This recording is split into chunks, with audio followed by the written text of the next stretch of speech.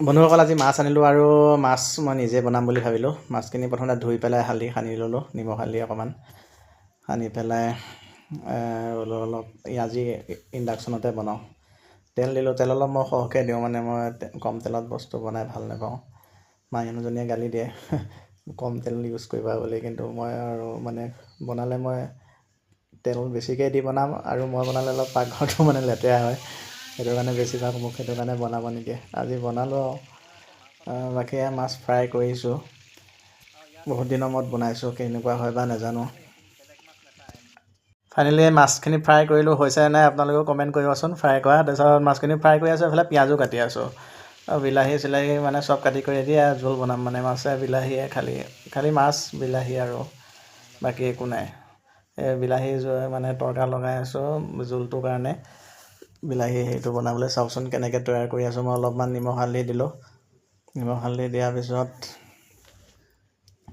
অলপমান লৰাই কৰি অকণমান গৰম মছলা দি দিম।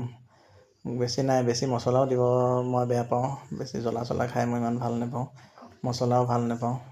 অলপ গৰম মছলা দিলোঁ, গৰম মছলা দি অকণমান মিলাইছোঁ আৰু তাৰপিছত দি কৰি অলপমান যেতিয়া সিজিলে গৰম পানী অকণমান দিছোঁ, বেছি গৰম পানীও দিব নোৱাৰি, ইমান পানী দিও ভাল নালাগে, অলপমান দিছোঁ আৰু যাতে অকণ পিছত শুকাই যায় আৰু ভাতটো খাব পাৰি অলপমান। আৰু আদা নহৰুটো দিবলৈ পাহৰি থাকিলোঁ, আদা নহৰুৰ পেষ্টটো এতিয়াহে দিছোঁ, দেৰি হৈ গ'ল আদা নহৰু পেষ্টটো দিয়া। তাৰপিছত অলপমান যেতিয়া পানীটো শুকালে তেতিয়া অকণ মাছটো দি দিছোঁ, জাষ্ট মাছ মছলা নিচিনা হ'বলৈ। তাৰপিছত ফাইনেলি মোৰ হৈ গ'ল। তাৰপিছত ধনিয়া লাষ্ট টাইম ধনিয়া অলপমান দি দিছোঁ, আৰু ধনিয়া পাত, ধনিয়াটো কোনে কোনে ভাল পায়, মই কিন্তু ধনিয়া নিদিলে মই একদম বনাই নিজে বেয়া পাওঁ ধনিয়া নহ'লে। আৰু এয়া মোৰ ফাইনেলি মাছৰ তৰকাৰী ৰেডি হৈ গ'ল।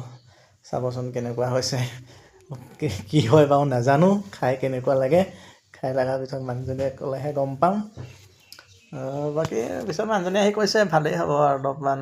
তাৰপিছত ভাত পানী খালোঁ, খাই বৈ যেতিয়া ভালেই হৈছিল বাৰু।